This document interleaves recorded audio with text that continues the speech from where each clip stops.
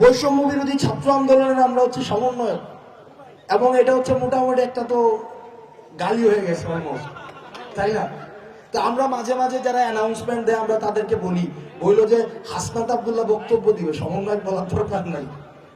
তো এখন দেখো, আমাদের কিছু অপরাধ আছে। আমাদের 1 নম্বর অপরাধ সেটা হচ্ছে 5ই আগস্টের পূর্বে আমরা জীবনের ঝুঁকি নিয়ে আমরা ফ্যাসিস্ট খুনি শেখ হাসিনাকে আমরা পালিয়ে যেতে বাধ্য করেছি। এটা হচ্ছে আমাদের প্রথম অপরাধ।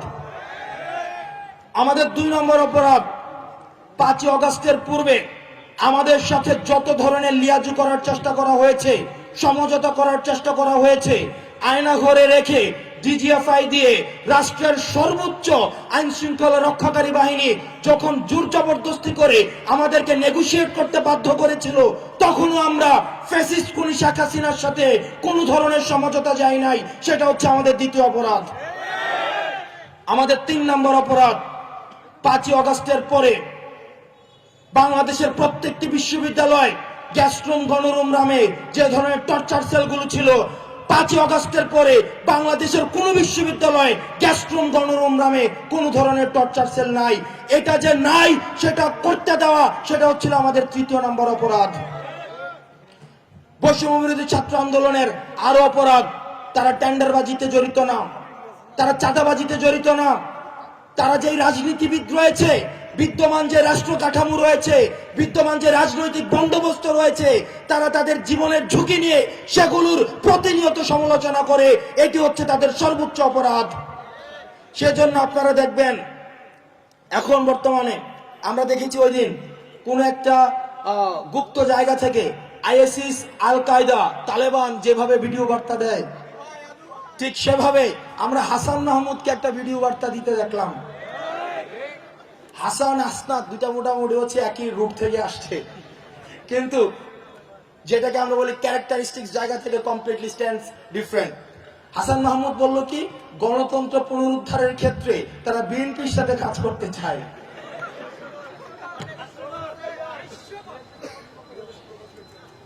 আপনারা যারা আছেন দেখেন, আপনারা জীবনের ঝুঁকি নিয়ে 5ই আগস্টের পূর্বে আপনারা রাস্তায় নেমেছেন। কোন কারণে আবার যদি ফ্যাসিস্ট সরকার, ফ্যাসিস্টের কোন একটা দূষর অনুচর আবার রাষ্ট্র কাঠামোতে অনুপ্রবেশ করে, সর্বপ্রথম যাকে টার্গেট করবে তারা হচ্ছে বৈষম্য বিরোধী ছাত্র আন্দোলন। এই ফ্যাসিস্টদের এগেইনস্টে গত 16 বছর যে রাজনৈতিক দলগুলো আন্দোলন করেছে, তাদের প্রতি আমাদের প্রত্যাশা অনেক, কিন্তু আমরা তাদের কাছে প্রশ্ন রাখতে চাই বিনয়ের সাথে, আপনাদের বর্তমান এমন কি অবস্থান তৈরি হলো যার কারণে ফ্যাসিস্ট খুনি শেখ হাসিনার দূষরও আপনাদের সাথে কাজ করার আগ্রহ জানায়?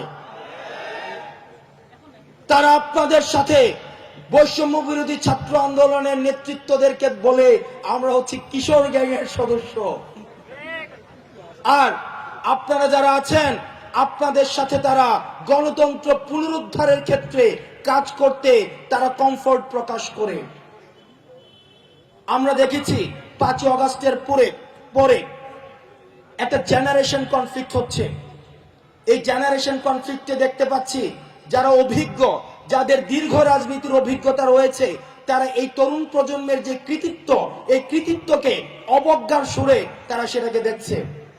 যেমন গত পরশুদিন বিএনপির একজন প্রথিতযশা একজন রাজনীতিবিদ মির্জা আব্বাস, উনাকে আমরা বলতে শুনেছি, উনি বলেছেন যদি পিতার আগে সন্তান হাঁটে তাহলে দেশ নাকি ধ্বংস হয়ে যায়। আমরা বিনয়ের সাথে উনাকে প্রশ্ন করতে চাই, পিতা যখন গত 16 বছর তার রাজনৈতিক অধিকার থেকে বঞ্চিত হচ্ছিল, পিতাকে যখন রাস্তায় নামতে দেয়া হচ্ছিল না, তখন এই 5ই আগস্টে সন্তানরাই গুলির সামনে বুক পেতে দিয়েছিল। তারা যখন গুলির সামনে বুক পেতে দিয়েছিল, ওয়াসিম যখন বুক পেতে দিয়েছিল, মুগ্ধ যখন বুক পেতে দিয়েছিল, আবু সাইদ যখন বুক পেতে দিয়েছিল, তখন রাষ্ট্র ধ্বংস হয়ে যায়নি, বরং পিতার মর্যাদা প্রতিষ্ঠিত হয়েছিল। আমরা স্পষ্ট ভাষায় বলতে চাই, আমরা জেনারেশন কনফ্লিক্টের দিকে যেতে চাই না। আপনারা যারা অভিজ্ঞ রাজনীতিবিদ রয়েছেন, আপনাদের অভিজ্ঞতা আর তারুণ্যের যে অকুত ভয়, তাদের যে ভয়হীন তাদের যে মনোভাব, দুইটার সংমিশ্রণে আমরা ভবিষ্যৎ বাংলাদেশ বিনির্মাণ করতে চাই। আমরা মির্জা আব্বাস সাহেবকে সম্মান দেখিয়ে বলতে চাই, পিতা যখন বৃদ্ধ হয়ে যায় তখন তরুণ সন্তানের কাঁধে হাত রেখে তার বাকি পথ চলতে হয়। সুতরাং সন্তানকে কটাক্ষ না করে তার কাঁধ যেন শক্তিশালী হয়, তার কাঁধ যেন সুদৃঢ় হয়, সেটার জন্য আপনারা পদক্ষেপ নেন এবং তারা যেন আর কখনোই কোন ধরনের কোন ফর্মের ফ্যাসিস্টের মোকাবেলা করতে না হয়, সেজন্য সেটি করে দিয়ে যাওয়া সেটি হচ্ছে আপনাদের নৈতিক দায়িত্ব।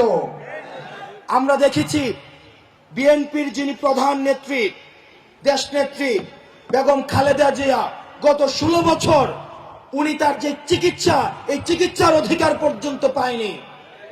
কিন্তু ওয়াসিম যখন রাস্তায় নেমে এসেছে, আবু সাইদরা যখন এসেছে, মুগ্ধরা যখন এসেছে, সন্তানরা যখন এই গুলির সামনে বুক চিতিয়ে দিয়েছে, তখন কিন্তু আপনাদের দলের যিনি প্রধান তার চিকিৎসার ব্যবস্থাও হয়েছে। সুতরাং আপনাদের কাছে আমরা বিনয়ের স্বরে বলতে চাই, অগ্রজদের সাথে অনুজের যে পার্থক্য করার চেষ্টা করা হচ্ছে, সেই চেষ্টাকে আমরা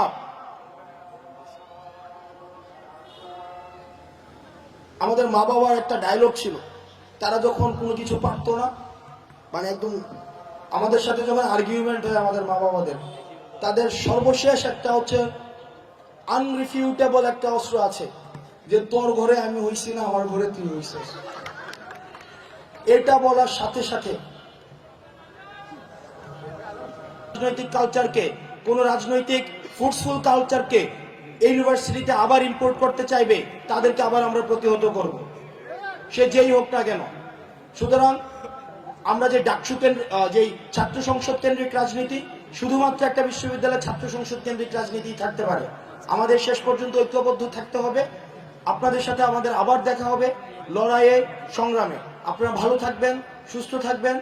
আমরা ভবিষ্যৎ যেই আমাদের প্রত্যাশিত বাংলাদেশ, যেই বাংলাদেশ আমাদের শহীদদের কাছে প্রতিশ্রুতি দেওয়া, সেই বাংলাদেশ বিনির্মাণের পুরো পথে আপনাদেরকে আমরা পাশে চাই এবং আপনাদেরকে নিয়েই আমরা বাংলাদেশ বিনির্মাণ করতে চাই। আসসালামু আলাইকুম ওয়া রাহমাতুল্লাহ।